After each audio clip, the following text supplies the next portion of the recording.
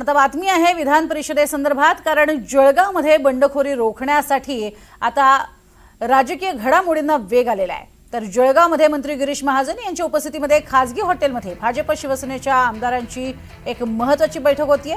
नाशिकच्या पार्श्वभूमीवरच जळगावमध्ये सुद्धा जशास तसं राजकारण हे सुरू असल्याची राजकीय वर्तुळात चर्चा आहे।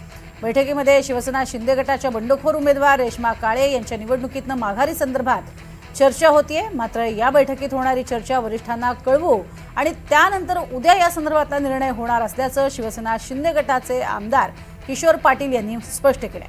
तर बैठकीपूर्वी गिरीश महाजन यांनी प्रतिक्रिया देण्यासही नकार दिलाय।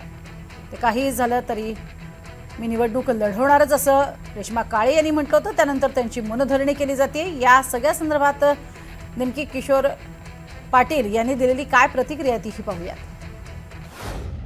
महायुतीची ही बैठक आहे, त्याच्यात साहजिकच आहे की रेश्माताईंचा विषय येईलच, पण याच्यावर जो काय निर्णय होईल तो उद्या माननीय पालकमंत्री महोदयांच्या कानावर आम्ही हा सगळा आजच्या चर्चेचा विषय टाकू आणि उद्या त्यांच्यासोबत जी बैठक होईल त्या बैठकीमध्ये अंतिम निर्णय